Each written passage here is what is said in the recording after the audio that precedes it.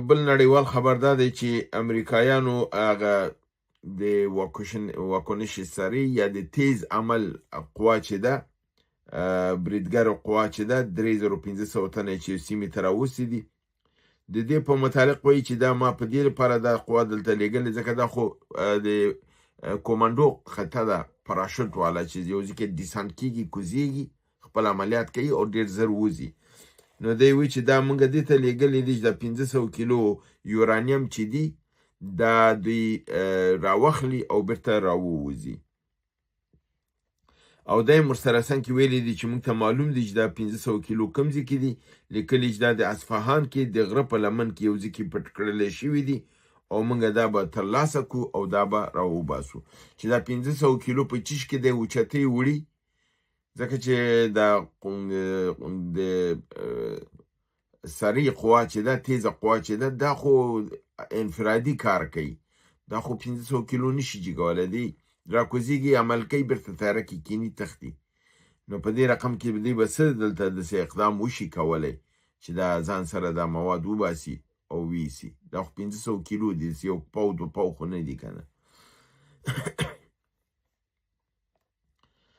همدارنګې وال سټریټ جورنال خبر ورکوي چې ډونالډ ټرمپ وایي چې پر ایران باندې برید د پټرولو ذخایرو ترلاسه کولو لپاره یې کړی دی، څرنګه چې په وینزویلا باندې وکړه. یعنی اوس دا اقرار کوي چې دا د اتوم مسله بهانه و او د نظام مسله بهانه و، اصلا کار زمونږ پټرول سره دی او موږ دا پټرول ترلاسه کوو. دی وایي چې د رژیم موږ رژیم بدل کړی دی او د پټرولو کنټرول به زموږ لاسته راشي او دا همدارنګې چې موږ د وینزویلا سره وکړل، همدارنګې به د ایران سره هم وکړو. یعنی چې موږ که دغه د پټرول لاسته راشي، لکه وینزویلا کې صرف مادورو یې لرې که حکومت هماغه د مادورو دی، خو پټرول یې د امریکا لاسه ولیدل، امریکا وایي نور هر څه سم دي، بس پټرول ماته راکوو. د ایران په حصه کې هم دا خبره کوي. ډونالډ ټرمپ وایي چې بعضې احمقان ماته وایي چې ولې موږ داسې کوو، د بل په ملکونو باندې ورځو. بیا دوباره وایي چې دوی احمقان دي، دوی په دې نه پوهیږي چې موږ د دې ملکونو ته یعنی د پټرولو او د دې شي دپاره ځو، دا زموږ ضرورت دی. او عین حال کې دی وایي چې دغه قوه چې دوی ولې ده، دا به د خارق جزیرې کې چې 90% د ایران پټرول د دې ځای نه وځي، دغه خارق به په د 3500 کوماندو باندې به دوی دا کنټرول کړي او د دې نه به ایران نور پټرول نشته کولی، د دې پټرول به د امریکا په کنټرول کې راشي او د امریکا جنگ به د ایران سره ختم شي، ځکه دی وایي چې د جنگ د پټرولو په سر دی. بل خبره بیا دا کوي چې دا خبره د فاینانشل ټایمز په دغه کې کړې ده چې ډونالډ ټرمپ وایي رژیم خو عملا تغییر شوی دی. په اوله مرحله کې پخواني کابینه جنرالان او روحاني مشران ورته د منځه ویوړل، په دویمه مرحله کې د دې نور د دویمې طبقې ټول د منځه ویوړل. اوس چې څوک په قدرت کې دي، دی وایي چې دا ښه خلک دي او نظام عملا بدل شوی دی، تغییر شوی دی. یعنی امریکا ځان ته اطمینان اوس ورکوي چې نظام چې ما ویلې بدلوم، نظام ما بدل کړی دی او دا نظام چې دی دا بهتره نظام دی. هغه مخکنی نظام چې هغې موږ سره لږ ضد کوو، هغه تلی دی، او دا اوسنی نظام چې دی دا دی. نو موږ نه پوهېږو چې نړۍ به دومره وړاندی چې دې ته وګوري، خو هماغه پزشکیان مخکې هم رئیس جمهور، اوس هم رئیس جمهور دی، او روحاني مشرو د ایران مذهبي اوس یې زوی دی. نو نه پوهېږو چې څه تغییر راغلی دی چې دی خوشحاله دی، دی چې نه نظام بدل شوی دی، نور موږ بمبارد نه کوو، خو که دی هم زموږ خبره ونه منله بیا ورباندې بمبارد کوو. دا رقم یو شرط ځان ته په خپله سره ایښی دی، خپل زړی په خپله خوشحال کړی دی.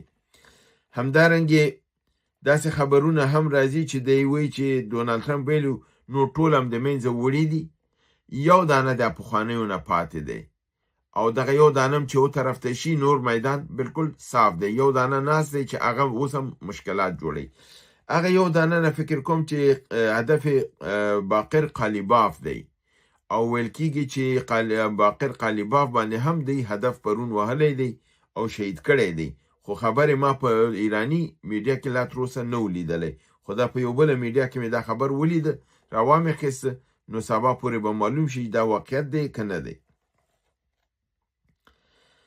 د کوریا شمالي مشر کیم جونګ یون ویلي چې موږ خپل اتومي میزایلونه ایران ته لیږلي دي او لیږوي ترڅو د اسرائیل او د امریکا په مقابل کې د خپل دفاع په کلکه سره وشي کولی. او همدارنګه کوریا شمالي د اسرائیل دوه مخبران جاسوسان چې اسرائیلي جاسوسانو د موساد هغه نیولي دي اعدام کړي دي او بیا یې نتنیاهو ته مستقیما په خپل زنګ وهلی دی، ورته ویلي دي چې راشه خپل د جاسوسانو جسدونه د وخله او ویوسه. دا کار یې ورسره د په خپل دغه کړی دی. انګلستان یو کشتۍ د ډرون کشتیګانو یعنی بی پیلوټه کشتیګانو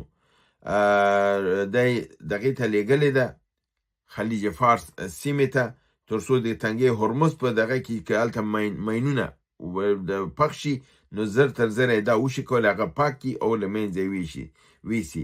دی ویلي دا اقدام موږ د مخکې تر مخکې ممکنه حالت د مخنیوي لپاره هم کړی دی چې داسې نشي بمونه هلته نصب شي او دا پاتې نشي. نو چې که ایران بمونه نصب کړل موږ به ډېر زر لرې کړو او بالخصوص هغه بمونه چې د تحت البحري دي یعنی د اوبو په تل کې کیښودل کېږي هغه ډېر خطرناک دي ځکه چې د هغې پاکول بیا مشکل دی. نو د انګلستان وایي چې دوی دپاره دوی دغه یو کشتۍ چې دغه کار کولی شي دا یې ورته استولی ده هلته او دا کار به د دوی به دې شته متوجه اوسي. همدارنګې ایران د امریکا په پایګاه په اردن کې د الازرق اردن پایګاه چې ده نظامی د امریکا په هغې باندې د اول ځل لپاره برید کړی ځکه اردن باندې تر اوسه برید نه و کړی پاکستان. د اول ځل ایران په اردن باندې برید نه و کړی نو دا اول ځل چې ایران په اردن باندې برید وکړ او د الازرق دغه چې دی نظامی اډی د امریکا دا هلته ووهله. همچنان امریکا د ایران صدا و سیما یعنی د خبری رسانه مرکز ورته وهلی دی پرون. دا خبر دی مګر تایید او تصدیق لا معلوم نه دی.